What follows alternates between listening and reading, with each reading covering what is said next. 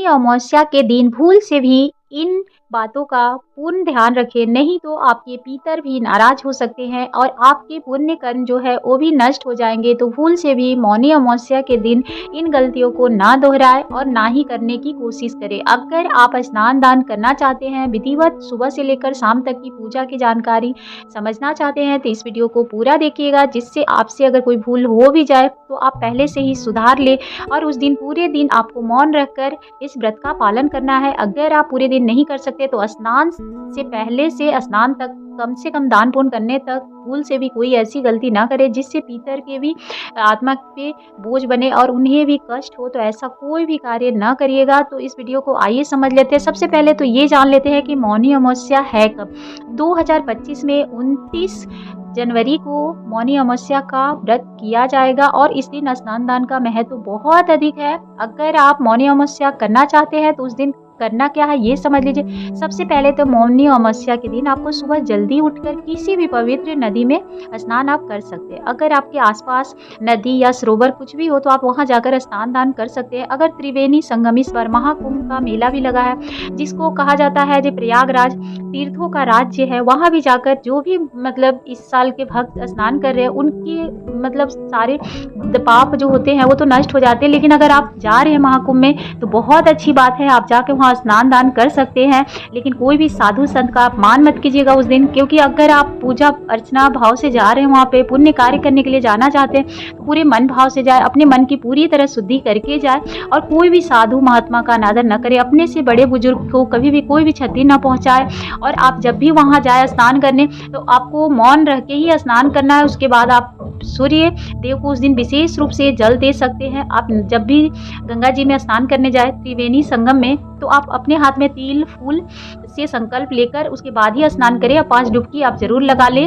कहा जाता है कि उस दिन बहुत सारे 5 बार हर हर गंगे बोलकर स्नान कीजिएगा भी कर जाते हैं। अगर त्रिवेणी में स्नान दान करते हैं तो जब भी आप अगर वहां गए हैं तो आप पहले कोशिश कर ले कि आप सुबह ब्रह्म मुहूर्त में ही, ऐसे तो वहां पे उसी टाइम में नहाया जाएगा, पूरे दिन भी आप स्नान कर सकते हैं, लेकिन सुबह का महत्व तो बहुत अधिक है। तो आप देख ले वहाँ भीड़ उस दिन बहुत अधिक रहेगी। अगर आप वहां गए हैं तो वहां के हिसाब से आप नहा ले, लेकिन जब तक स्नान न करें इशारों में एक दूसरे से बातें करें और स्नान कर सकते हैं अच्छे से। और माताएं बहनें बहुत लोग का ये है कि हम गए हैं तो पूरे डुबकी लगाए, क्योंकि बाल धो सकते हैं नहीं धो सकते, ये सभी के मन में शंका होती है, क्योंकि अमावस्या के दिन बाल नहीं धोए जाते हैं, मैंने शैम्पू या साबुन लगा के मैसा नहीं जाता है। जब आप मैस नहीं करेंगे उससे पूर्वज को भी क्षति पहुंचती है और हमारे जो भी पुण्य कार्य है वो भी खत्म हो जाते हैं। तो उस तरह से मैसना नहीं चाहिए। हाँ, डुबकी लगा सकते हैं आप।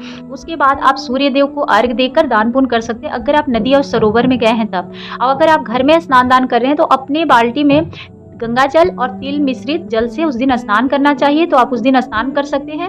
आप 5 बार सर पे लोटा से अपना जल डाल सकते हैं, उस तरह से स्नान कर सकते हैं। बस बालों को मैसा नहीं जाता, ये बात का ध्यान रखिएगा।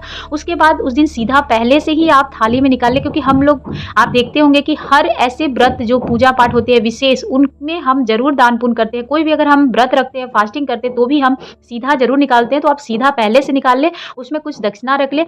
आप उसको आप स्नान के बाद आपको 5 बार टच करना है ओम विष्णु बोलकर। उसके बाद आप घर की पूजा कर सकते हैं। सबसे पहले तो आप जब भी सीधा छू ले उसमें दक्षिणा भी कुछ रख दे। उसके बाद आपको छूने के बाद सीधे आपको सूर्य देव को जल देना है, तो सूर्य देव को भी जल जब आप दे तो काला तिल जरूर डाल ले।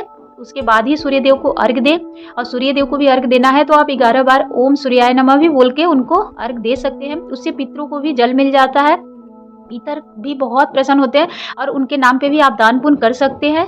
सुबह के टाइम इतना आपको जरूर कर लेना है। कोई भी साधु महात्मा भिक्षुक भिखारी आपके अगर दरवाजे पे आए तो उस दिन किसी को लौटाइएगा मत। घर में अच्छे अच्छे पकवान आप बना सकते हैं जिसकी खुशबू से पितर भी तृप्त होते हैं। और आप कौआ चिड़िया गाय को भी दे सकते हैं। पीपल की पूजा भी आप उस दिन विशेष रूप से कर सकते हैं, क्योंकि पीपल की पूजा का भी हम लोगों का महात्म है। और ऐसे भी सुहागन महिला पीपल वृक्ष की पूरे विधिवत पूजा कर सकती है, सोना धोबिन की कथा सुन सकती है। आप धान पान से भी फेरी ले सकते हैं, आप श्रृंगार के सामान से भी फेरी ले सकते हैं। विधिवत आप पूजा करें, सुहाग बढ़ता है, तो इस तरह से आप विधिवत कर सकते हैं। उसके बाद दान पुण्य कर दें, आपकी जितनी समर्था है उतना दान पुण्य उस दिन करें। गर्म कपड़े भी दे सकते हैं, अन्न का दान कर सकते हैं, लेकिन जितना हो सके उस दिन ना बोले, अपने बच्चों को ना डांटे, किसी का भी अपमान ना करें, इस बात का ध्यान रखिएगा, नहीं तो पाप कर्म कट जाते हैं, कुछ भी प्राप्त नहीं होता, तो आपका पुण्य कर्म किया हुआ सब नष्ट हो जाएगा। तो आप इतना ध्यान रखिएगा, किसी का अपमान मत उस दिन करिएगा, जितना हो सके अपने मुँह से कोई भी अशब्द बोली नहीं निकालिएगा।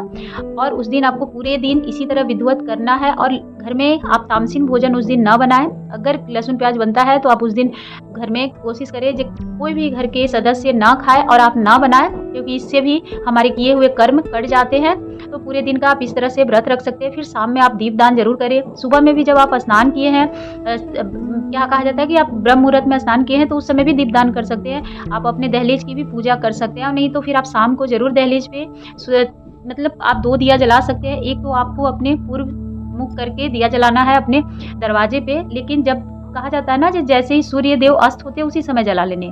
और एक आप दक्षिण मुखी, आप तिल का तेल का भी जला सकते हैं, सरसों के तेल का भी जला सकते हैं, तो वो भी एक दिया जरूर जला दे। चरमुखी दिया भी आप जला सकते हैं, तुलसी माँ के सामने जरूर जलाएं। और अपने घर में तो जलाना ही है, आप शिवालय के में भी जाके जला सकते हैं, आप सरोवर, नदी सरोवर में भी जला सकते हैं। तो इस तरह से उस दिन दीपदान भी जरूर करें। पूरे दिन का इस तरह से व्रत रखें, आप सात्विक भोजन करें और बड़े बुजुर्ग का आदर करें, सभी का सम्मान करें। इसी तरह आपको व्रत करनी है, जिससे कि आपको पूर्ण फल प्राप्त हो सके, क्योंकि ये बहुत बड़ा, क्योंकि अमावस्या तिथि को ज्योतिष का भी महत्व बहुत अधिक बताया जाता है। इसीलिए इस दिन पवित्र नदी में हम स्नान करके अपने पूर्वजों को तर्पण भी करते हैं, मंत्रों का जाप भी करते हैं, सकारात्मक ऊर्जा हमारे अंदर प्रवेश करे और घर में, इसीलिए हम दान पुण्य और सुख समृद्धि के लिए पूजा अर्चना करते हैं। तो इतना ध्यान रखिएगा कि इस दिन आपको जितना हो सके आप ध्यान करें, क्योंकि इससे हमारी वाणी भी अच्छी होती है, हमें शक्ति मिलती है, ऊर्जा मिलती है। तो आप करके देख सकते हैं। विधिवत पूजा करनी है।